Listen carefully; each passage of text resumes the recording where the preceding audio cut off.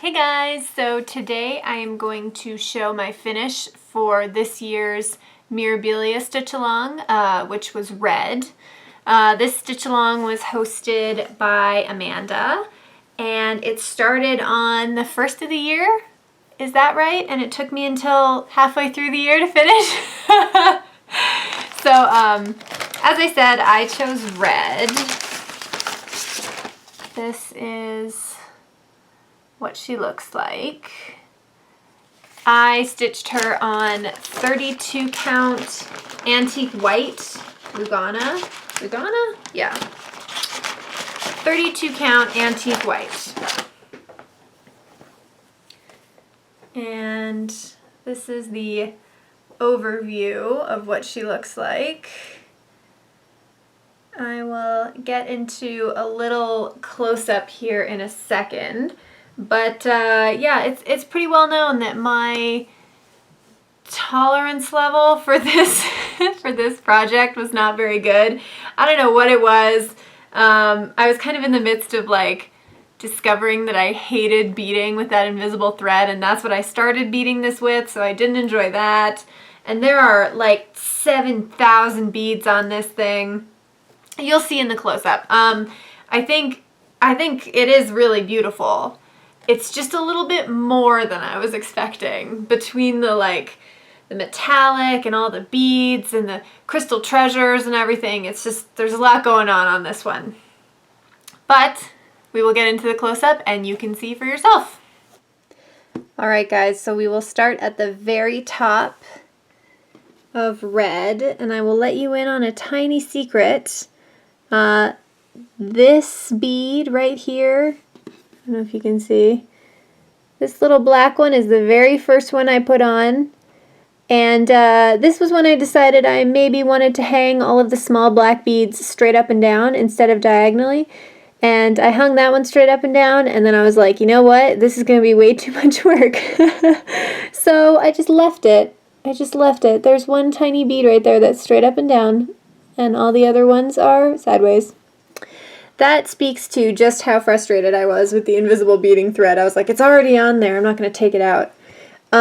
Yeah, there's a ton of beading on this, even just in the hood. I had a really hard time following the pattern. I don't know what it was. I had a really tough time with this one. There's all of her lovely beaded hood, and I love her little earring here. That's a nice touch. I did mention that I changed up her face a little bit. I made her lips red instead of pink, and I gave her a second eyelash and then a little bit of winged liner on her eye there, just so she would look a little more bedroom-eyed. So this is the top of her cloak. This shoulder here, these are the crystal treasures. I had never put these on before. One's a little loose, actually. I'm not super happy with that one, but again, this was right when I was having all of my trouble with the invisible thread, not realizing that I could just not use it. I realized that a little bit later during this beading. But you can see all these little squares are full of beads. And there's just all these beads like on her glove here. This is probably the biggest area that has no beads in it in the entire thing. All down her other glove. And then we get into her dress.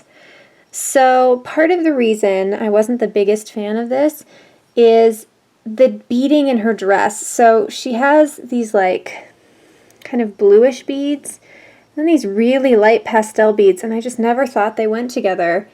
I still don't really. I do like the structure of this dress, and I like how it looks like a bunch of little tiny rib cages and stuff. I think that's very cool. But something about the bead choices there did not really speak to me.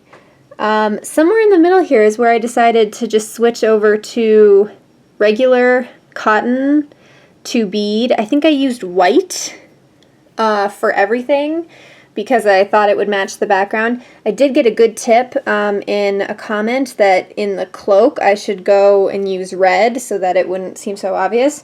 I didn't do that because, again, I was just so fed up with this by the time I was at the beading stage, but that is a very good tip. Yeah, and there's all this backstitching, like that's gray I just think there's an awful lot going on in this dress here. So pink beads, little black beads, all of these beads in the dress, and then over to the cape. This is where I made a few changes, and actually up in the shoulder too, I didn't mention, but I added this krennic as opposed to just the plain black backstitching. I think it looks pretty, but in hindsight, I mean, there's so much going on, it probably didn't need the extra sparkle. So there's a little look at all the beaded leaves and the outline, which I lovingly referred to as a ski lift on Instagram before I had these filled in. They just looked exactly like those little ski lift boxes.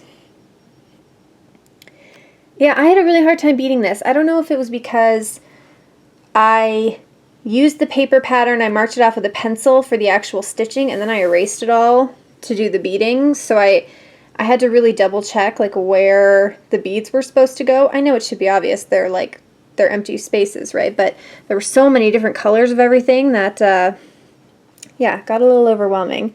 I really do like this little bit at the bottom here with these turquoise beads. And there's my little set of initials.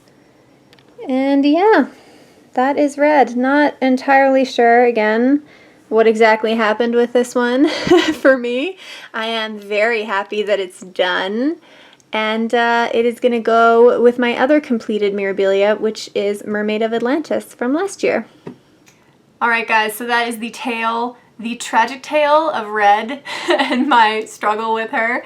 As I mentioned, she is just going to go into a Ziploc bag, into my storage. I know a lot of you cringe at that, but I just am not a finisher, I'm not a framer, especially Mirabilias, which are humongous. I don't think I would ever frame something this big, especially if I didn't love it 100%, like this particular project. But thank you guys so much for watching. I hope the little close-up version gave you an indication if you maybe want to try this pattern, and I will see you guys in the next one. Bye.